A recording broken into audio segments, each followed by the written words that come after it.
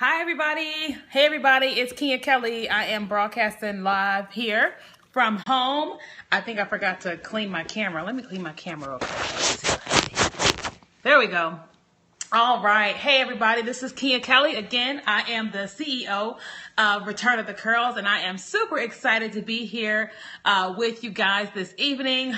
It's been a little while since I've been here on the Return of the Curls account because I've been on my personal account, Kenya Kelly, but I wanted to come on here tonight and just share with you guys how to host a high quality natural hair event. And so I'll say this in the beginning, a lot of you guys are probably going to watch this on the replay, but I at least want to come on here and I want to share it with you guys, and then I will save it and I'll post it onto our YouTube channel. That way you have it in the future, because right now I know there's so many people that are doing natural hair events, and and you're finding yourself having these shows, you're putting in all this time and all this effort, and then you're like, the results, you don't really like the results, or you're starting to get feedback that you don't like, and all these types of things. And so I wanted to come on here tonight as the founder and CEO of Return of the Curls, because a lot of times I get a lot of inbox messages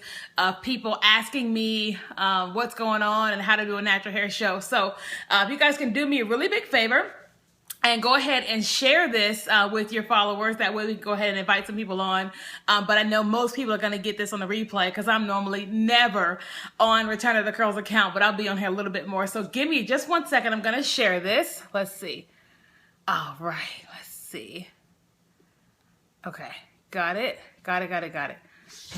Okay, there we go.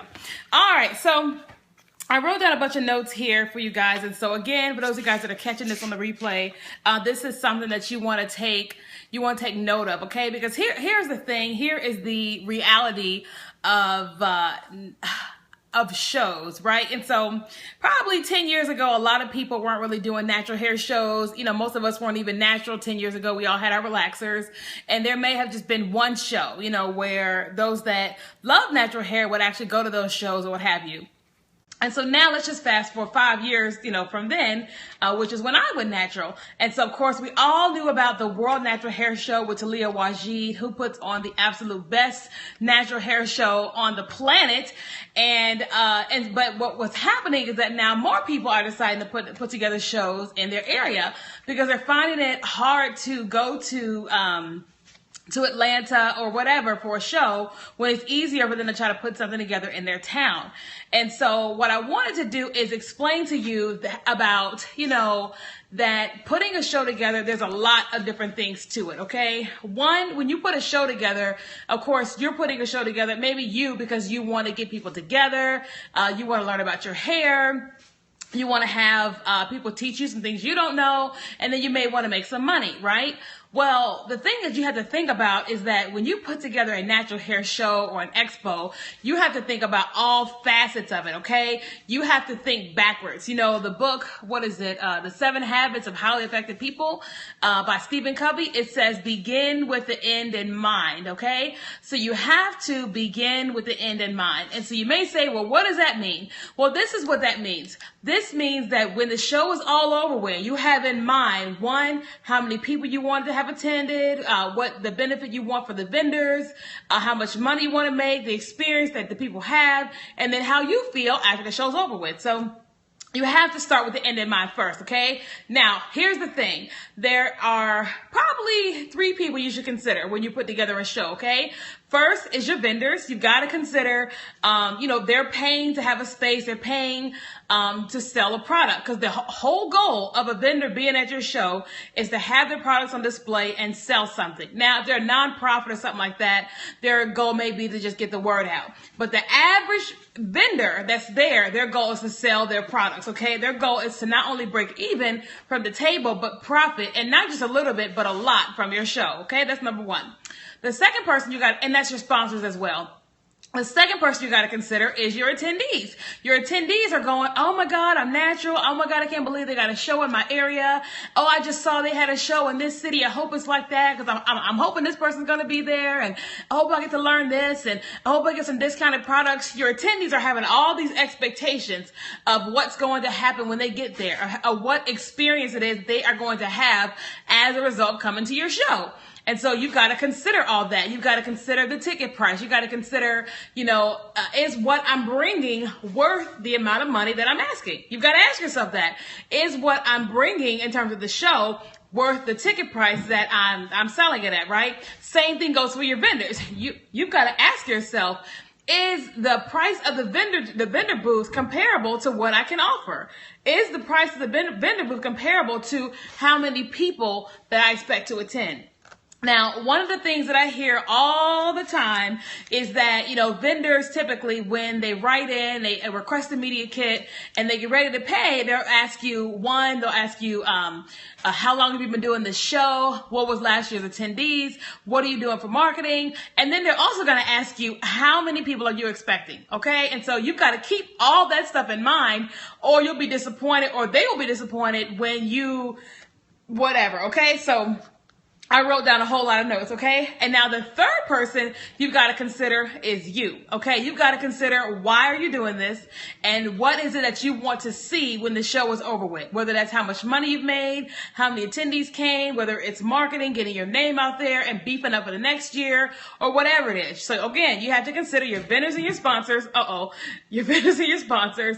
You've got to consider the attendees, and then you've also got to consider you, okay? So your vendors and your sponsors, your attendees, and you got to consider you. You may see me acting like I got Tourette's because I have this kitten and she likes to think that she wants 15 seconds of fame. So at any point in time, she could jump on the table and knock off my tripod. So I'm a little on edge, okay? All right, so I have my notes here in this little notebook. And so again, for those of you guys that are joining us via, what was I about to say? Live, and hello to you guys that are live, but to all of you guys that are watching this video on the replay, okay, you want to take great notes, okay? Take great notes, because if you're planning on doing a show in your area, you have got to consider this, okay? Because, here's one of the things I'm going to tell you. When somebody spends money at an event, whether it's an attendee, a sponsor, or a vendor, and you overpromise and you underdeliver, you're going to receive some hate mail. You're going to be so sad at the things you get in your inbox. You're going to be so sad at what people post on social media. You're going to be really sad, and you have to learn, one, of course, discipline and disappointments. You also have to learn that you can't please everybody, that it's just, everybody's not going to be pleased. I don't care what you do. You could wear the wrong outfit and they're going to say, why didn't she look better, or whatever. And you put on the most amazing show and they could say her lipstick was off or her hair was off, but you can't please everybody, but you can do your best to do your best. Okay. So I am going to hit on a lot of points here in my notes. You guys see that? I prepared for this scope, all right? Or for YouTube, those of you guys that are watching this on YouTube via replay. Okay, so here's some of the things you want to consider when you are hosting a natural hair event. Now, again, I said you want to consider your vendors and your sponsors, your attendees, and you want to consider you. But on top of that, you've got to consider some other things, all right? Now, the first thing I wrote down is your marketing materials. Your marketing materials are everything. I don't care what people say. Your marketing materials are everything. You get 3 seconds. 3 seconds to make an impression. 3. And so the moment someone takes a look at your flyer, I got a napkin here. The moment someone takes a look at your flyer, they make a judgment. They make a judgment. That's like the first time you say, oh, let me see your picture of your girlfriend. And you're like, she's busted. Or whatever it is you think in your mind, you get 3 seconds to form an opinion, okay? And so when you're making your marketing materials for this natural hair event, you have got to make sure that you invest in your marketing. Now, a marketing flyer does not cost a lot of money, but you want your marketing materials to look like it costs you a lot of money, okay? You want your marketing materials to look like it costs you a lot of money, all right? And so, meaning you may invest $50 into a flyer. Now, some people charge you crazy money, all right? But I know my graphic designer, she charges about $50 to $75 for flyers, okay? But she makes the main image for Return of the Curls, okay? She makes the main image for Return of the Curls. And so that's the first thing people see on our website, the first thing they see on our social media. So we invest. And She also makes our media kits, normally like a 9 or 10 page media kit with information about our company, who's going to be there, why you should sponsor, the vendor booths, the price and the sponsorship. Everything is pretty much all right there in that media kit. And so what we do is we make sure everything is pristine as best as we can. Nothing's ever perfect.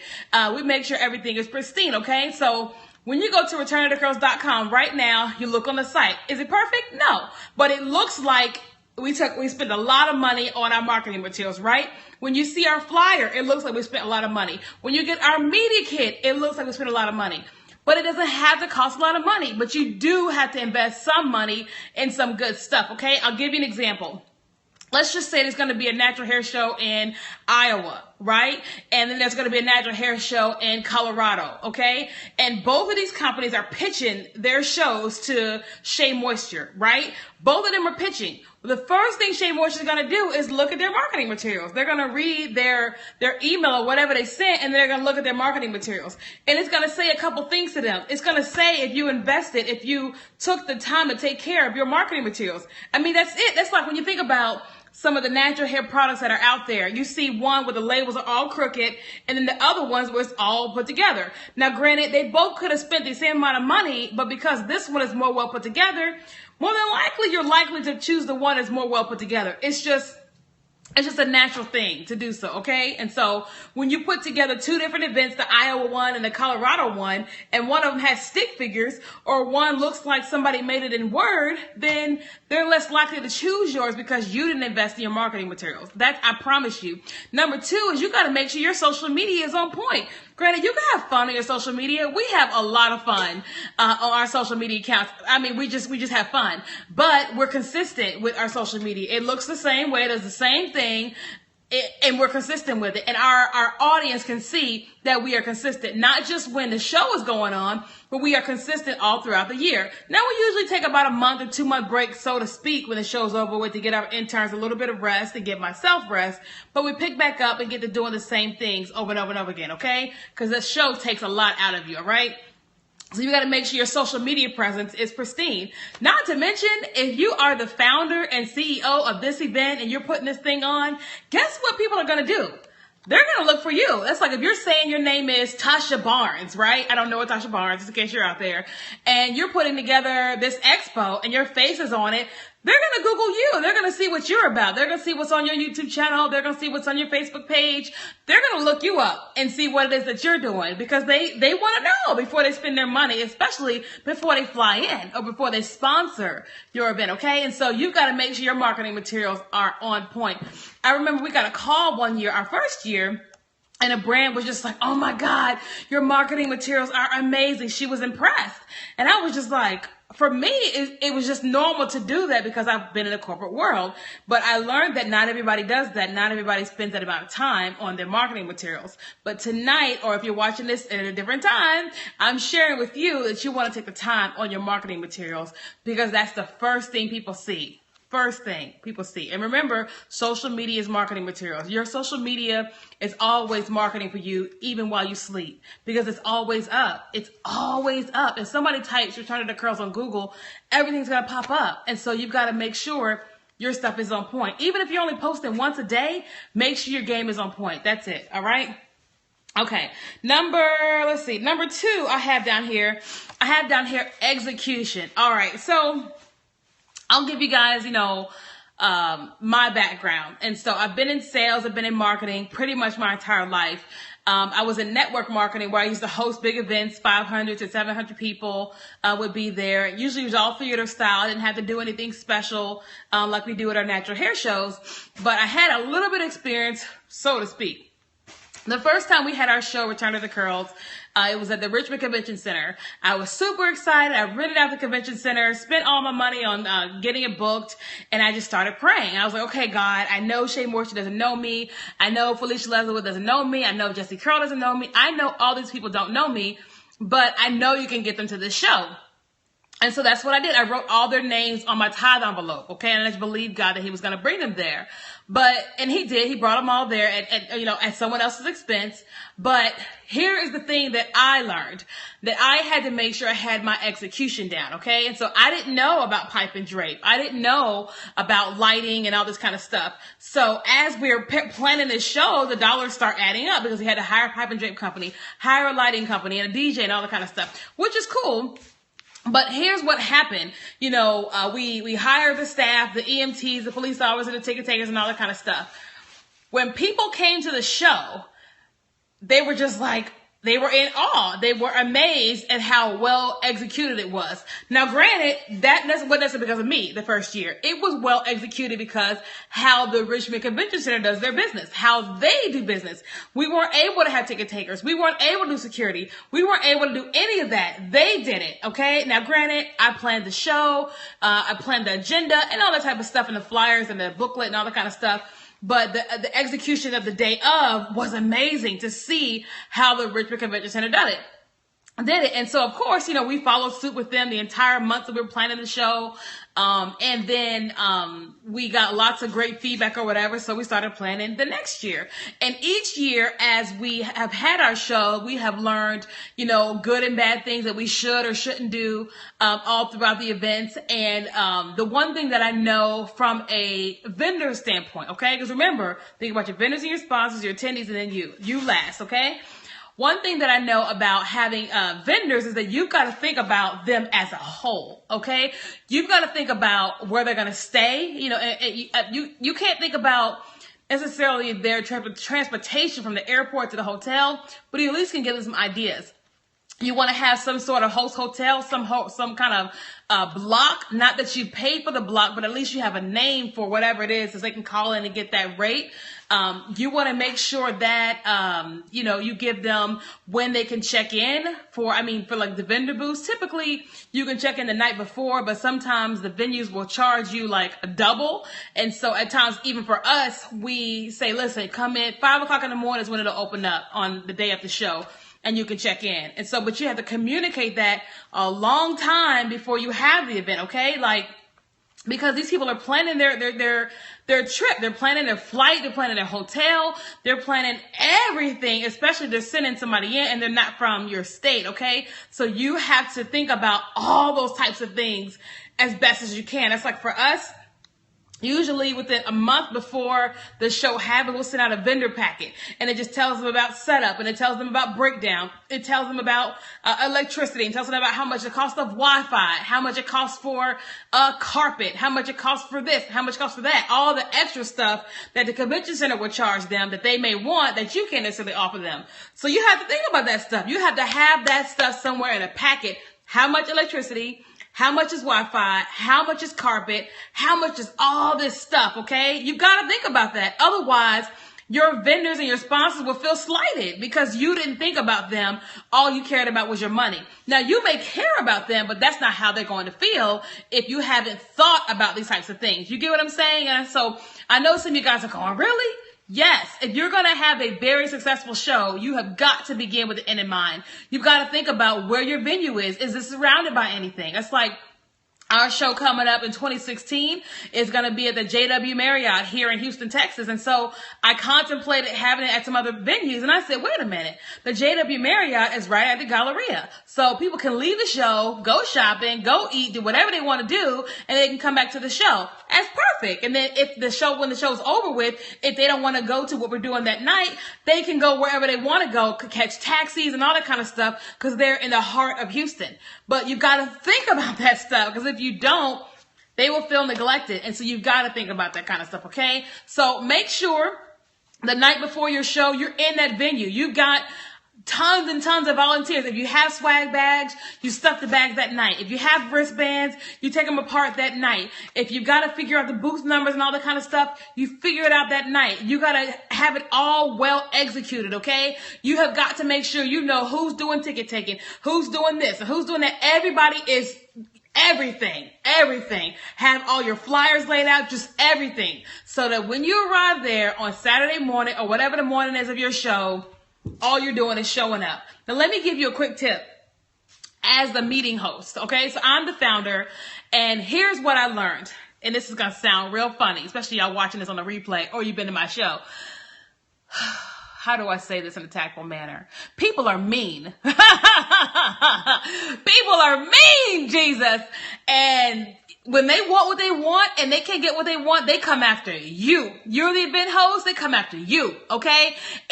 But here's the thing. You've got the mean people and you've got the nice people. You've got people that want to blame you for everything, and you got those that take responsibility for everything, right? But then you've also got these attendees. Right? They've been hearing, oh, Kia Kelly's going to be here, Return of the Curls. We're so excited. We're excited to meet her, if anybody cares about that. And here's what happens. When you get to the show the day of and you're setting up and you meet the mean people and they're being really mean to you, what does it do? First you were up here. Now you're getting down here and your spirit's getting lower and lower and lower. You're upset. And now the nice people come in. And the nice people meet you when you're at a 4. You're no longer at a 10. You're at a 4. Now you can't give them all of you because of what happened at 5 o'clock in the morning, okay? Because 5 o'clock is usually when we start setting up. Here's my recommendation to you. If you're going to put together an event, what you need to do is finish everything the night before. Okay, finish everything the night before and have it executed. Who's going to check in the vendors? Who's going to give them their space? Who's going to tell everyone where to go? And nobody sees you until the doors open. Okay, no one sees you until the doors open. Why? Because you've got to have your spirit so high. Because everybody wants to see you. Yes, everybody wants to see Pam McCoy's by Nature. Yes, everybody wants to see Adia and Miss Vaughn and Miley Teal. They all want to see them. But some of them just come to see you because they know you executed the show. Like your vendors, they want to see you. Your sponsors, they want to see you. Your speakers and bloggers, they want to see you. And they need to see you at a 10, meaning you've got to have somebody else deal with the mean people. You got to tell somebody early on, you can expect this and this and this. Cue them in on them hateful emails, okay? Let them see the hateful emails, not to gossip or talk bad about someone, but to prepare that person is going to deal with that person when they get there so they know how to handle that person by the time they get there, okay? But if you're going to run the show, you've got to have a whole host of people, and you've got to have that stuff executed before anybody shows up. Execute it before anybody shows up, okay? I promise you, if you do that, you'll have a better show every time you have one, all right? What I write down? Okay, I put that. I said, think like a vendor, then an attendee, then think about you. I said vendor booths, the setup time, the wristbands, the badges. Make sure you have contracts. Jesus. Make sure you have literal legal contracts, okay? Because people try to cancel out with a week out, a month out, a day out, or whatever, and you have to have it in writing if they can cancel or not. Because here's the deal, like, I'll give an example. Let's say you're selling 20 vendor booths and they're all sold and you've been turning people away. And now you got 5 people that say they can't make and they want a refund. Well, now you're going to give 5 people a refund and you don't make the money from the 5 booths because you turned it over, because you told people they couldn't get it. You got to have some kind of clause in your contract saying, I'm sorry, but I can't give you a refund. You've got to have some kind of clause saying, I'm sorry, I can't give you a refund because it costs you money. And then if you're dealing with pipe and drape, listen, you're paying for the pipe and drape for that booth and they may not take it. And now you got to refund them their money and then you got to still pay for their pipe and drape booth, which is very sad. And so you have to keep that stuff in your contract, okay?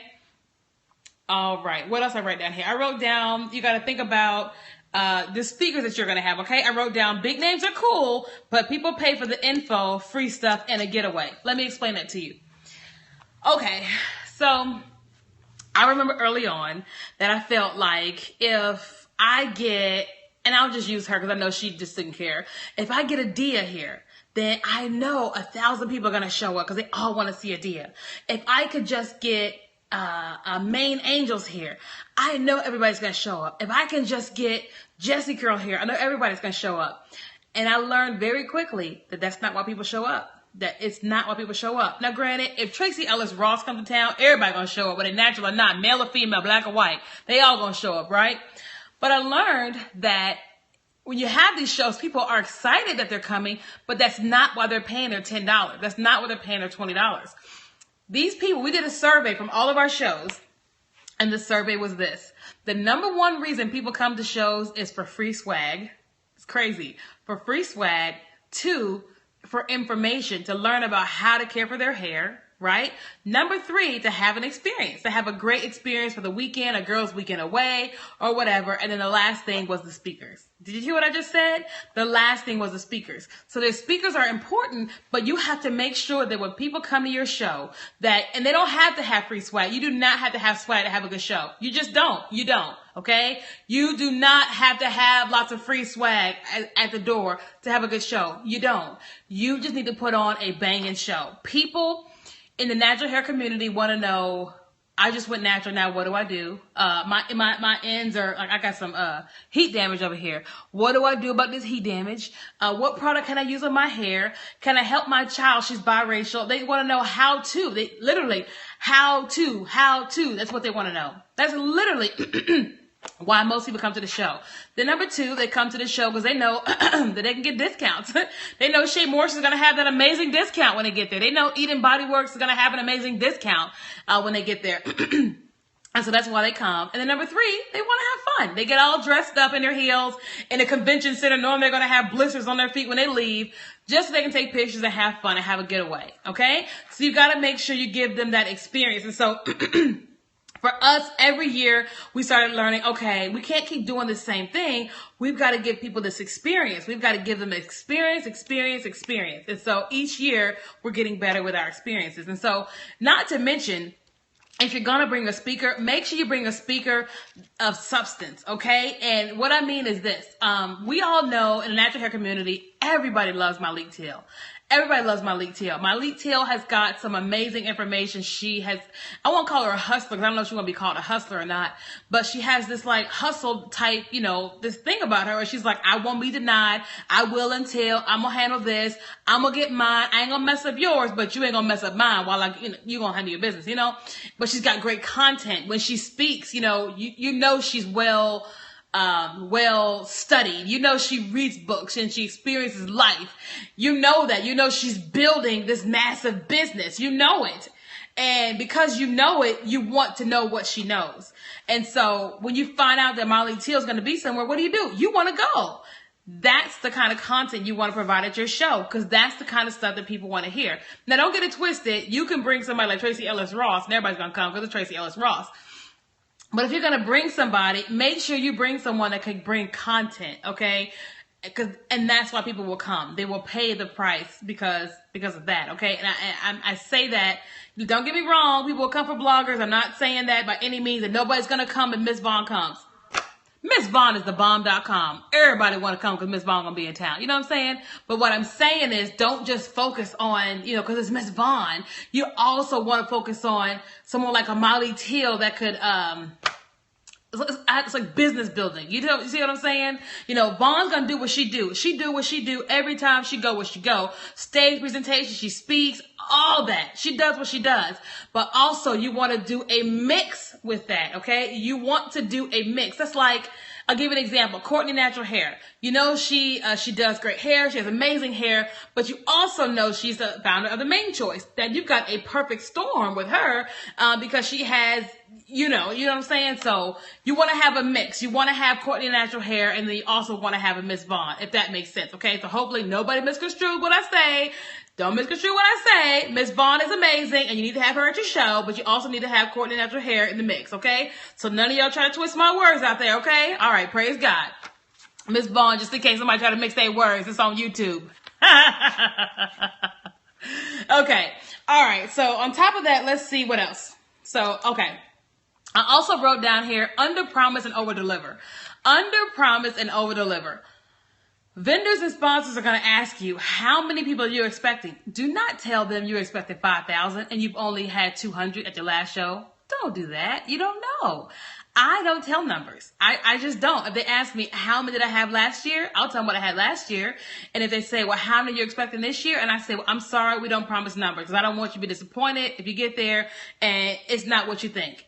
And 99% of the time they respect that. I say, look, this is what we had at first, but I can't tell you what's going to happen this year. I don't know. Things change. And they respect that. You know, well, how would you guess? I don't know. I would say, well, just guess based on what we had last year.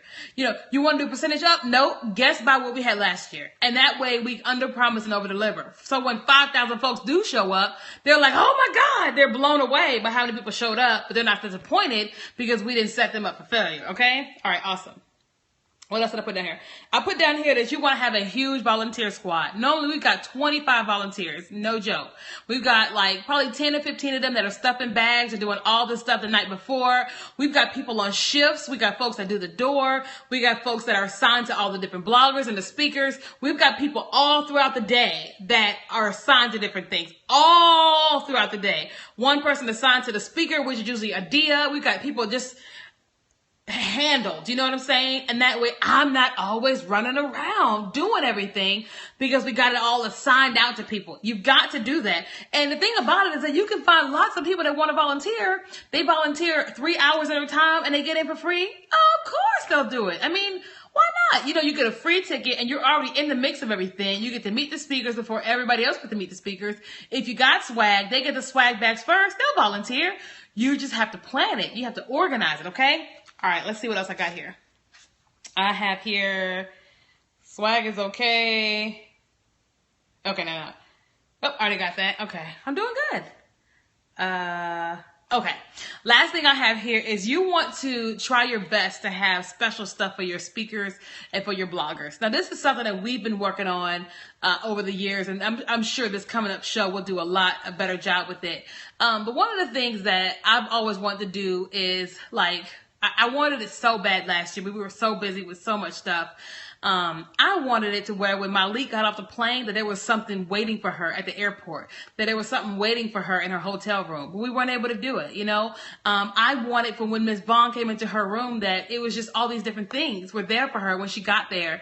And we just unfortunately weren't able to do it. But it's like, yeah, they get paid, but it's like, it's different when they get there and they got something special that's waiting for them. That's like specifically for them. You know what I mean? And it's like, it just takes a little bit of time, a little bit of effort on our part. And so that's one of the things that we're working on for this year, or next year, the show, is whoever comes in, when they come in to Return of the Curls event, that they feel like they just stepped off paradise, that they're treated like just like royalty, because yeah, we're paying their fee, but I want them to have a great experience. One, because we brought them there. Two, of course, you know, if someone has a great experience, what they're going to do? They're going to tell everybody. And then social media is so powerful. It's like if your guests come into their hotel room and there's something that says, welcome Ms. Vaughn, welcome Courtney, welcome Malik, and it's a little bag of their favorite snacks, and you know what their favorite snacks are and they didn't know that you know, it feels a certain kind of way. It just makes them feel good. And then guess what they're going to do? They're going to snap a picture and they're going to post it on social media and tell everybody that,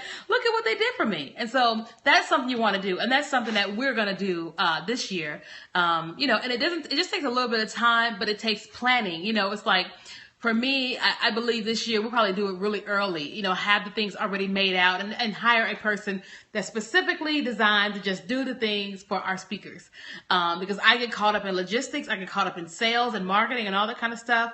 And I don't think about that until the last minute. And it's not fair to expect somebody to come up and then do all this last minute stuff, and you know, it's just unfair, okay? And so that's it. That's what I wanted to share with you guys. And so for those of you guys that watch this live, thank you so much for watching this live. And then those of you guys that are watching this on the replay, you know, I pray that you take some notes. It will be up on our YouTube channel. More than likely, let's see where I'm going to put it at. I'll put it on our Return to Curls YouTube channel. I got to find out the password for that. Let me see. No, I'm going to put it on my YouTube channel. It's so much easier. So on my YouTube channel is youtube.com/KenyaKelly81. youtube.com/KenyaKelly81. That's KenyaKelly81. All right. And I'll title this How to Host an Amazing Natural Hair Event. So thank you guys so much for watching, whether it's live or it's on the replay. I pray that if you decide to have a natural hair show, that you think about three things. Think about your vendors, think about your attendees, then think about yourself, okay? And lastly, when you finish your event, when your event is over and done with, shut down for at least one day, okay? When it's over with, shut down for a day. Don't check social media. Don't see if you got any hate mail, because you'll always get hate mail, typically. Don't check the hate mail. Just take a day and just breathe, okay? Take a day and just breathe and thank God that you had a great show. And just rest. And then you can pick up the next day or the day after, okay? Otherwise, you will burn out and you won't want to do another show, okay? So I love you guys so much. I pray that we see you this year, July 22nd through the 24th here in Houston, Texas at the JW Marriott in downtown Houston. We've got so much that's planned for you guys, so much more than we've ever done. We've already got our keynote speaker, and I'm excited to announce her very soon. But if you are interested in being a part of Return of the Curls 2016, just go to returnofthecurls.com. You can contact us. Our kit will be up immediately. Will be up soon, but you can hit the subscribe button or contact us, and we'll send you information. If you want to be a blogger and you're local, let us know. If you're a blogger and you want to be flown in, let us know. We're going to look into everybody, and we're going to look into having the very best show. So don't be offended if we don't choose you this year. We may just choose you next year, okay? So thank you guys so much for watching. My name is Kenya Kelly, founder and CEO of Return of the Curls, and you can find me at Kenya Kelly here on Periscope. Bye.